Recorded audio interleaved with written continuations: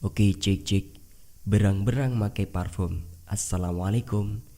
Siapa nih di sini yang masih ingat dengan salah satu iklan provider di Indonesia yang dulu sempat ramai di jagat maya? Bapak Sudirman, Sukirman saya, Sujiman, Sukijan.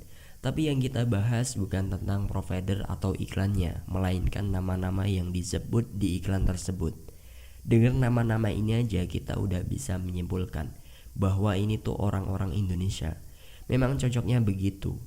Kalau orang luar negeri pakai nama orang Indonesia, itu pasti kedengarannya akan aneh. Misalnya nih, Alexander Tukiman atau Sukijan Atkinson.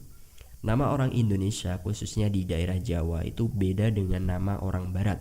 Nama orang Barat paling gak tersusun minimal 2 kata, nama depan dan nama belakang. Nama belakang ini disebut surname atau family name. Contohnya James Bond. Tapi ada juga suku di Indonesia pakai nama keluarga, malah wajib pakai nama keluarga. Seperti marga Batak, Siregar, Harahap, Panjaitan, Hasibuan, Nababan, Sitompul, dan masih banyak lagi. Hal ini sebenarnya bukan menjadi suatu masalah, karena di negara kita sendiri itu tidak mewajibkan rakyatnya untuk memakai nama keluarga. Tapi ini akan menjadi suatu masalah ketika kita mengurus paspor atau ketika kita mau naik haji misalnya. Kata orang-orang yang pernah ke sana, paling enggak kita harus punya nama 3 suku kata. Contohnya ketika namanya Sukirman, maka belakangnya harus ditulis nama bapak dan nama kakeknya biar bisa 3 suku kata.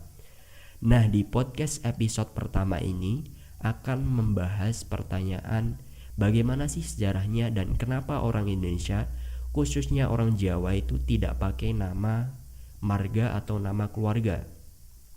Oke, kita mulai dari sebab yang pertama, yaitu budaya dan kepentingan. Terkait nama orang Jawa zaman dulu itu terbagi menjadi 3 golongan sosial. Yang pertama golongan priai, yang kedua golongan kiai, dan yang ketiga golongan abangan. Yang pertama golongan priai, contohnya tuan tanah dan turunan ningrat. Keluarga ningrat jelas punya kepentingan pakai nama keluarga untuk meneruskan sistem tahta. Sedangkan keluarga tuan tanah punya kepentingan mempertahankan nama marga untuk memudahkan pelacakan kepemilikan atas aset dan tanah, karena zaman dulu belum ada BPN atau kantor agraria. Tapi golongan priai ini jumlahnya kalah banyak dengan golongan abangan, maka nggak banyak orang Jawa yang pakai nama keluarga. Golongan abangan zaman dulu rata-rata profesinya itu petani dan pedagang.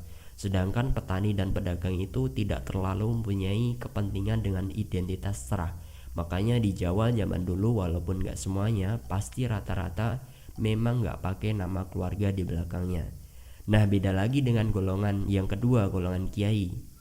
Walaupun gak pakai nama keluarga, tapi biasanya di belakangnya itu ada bin kalau laki-laki, binti kalau perempuan, seperti Sukirman bin Abdullah atau Maimunah binti Supangat.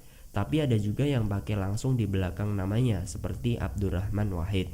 Abdurrahman Wahid anaknya Wahid Hashim, ada Wahidnya di belakangnya, dan Wahid Hashim anaknya Hashim Asy'ari. Jadi kesimpulannya ada banyak nama Jawa yang gak pakai nama keluarga, tapi ada juga yang pakai, khususnya golongan priai. Dan alasan yang kedua yaitu alasan kepraktisan. Orang zaman dulu namanya singkat-singkat supaya mudah mengingat neptu atau wetonnya. Malah ada tetanggaku yang namanya Mbah Rebu. Terus ada lagi Lek Kliwon. Ini sebenarnya untuk memudahkan kalau ada selamatan atau syukuran. Dan yang ketiga yaitu alasan status sosial yang bisa berubah.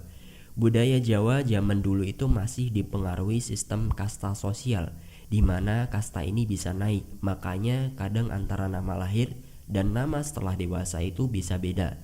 Misalnya namanya Presiden Soekarno itu beda sama nama lahirnya.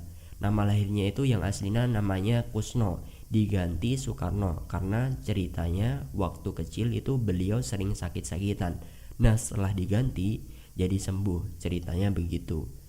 Dan alasan yang terakhir yaitu karena suku Jawa ini menganut unilenial, yang artinya wanita dan pria itu setara dan sama-sama bisa mewariskan garis keturunan. Beda dengan patrilineal yang menghitung garis keturunan dari pria. Makanya ada marga dan nama keluarga. Atau juga ada dengan matrilineal yang menghitung garis keturunan dari pihak ibu. Nah, itu tadi ulasan dari beberapa referensi dan menurut analisis saya yang mencoba menjawab pertanyaan kenapa banyak orang Jawa yang tidak memakai nama marga atau nama keluarga. Semoga bisa menambah wawasan, tapi ini bukan untuk mempengaruhi pikiran teman-teman semua. Besok ketika mau memberi nama anaknya, tapi kalau belum nikah ya nggak usah dipikir-pikir. Nikah dulu baru mikir nama anak. Intinya kewajiban orang tua itu memberi nama yang bagus ke anaknya. Nama itu selain sebagai identitas juga sekaligus sebagai doa. Oke, terima kasih teman-teman yang sudah mau mendengarkan.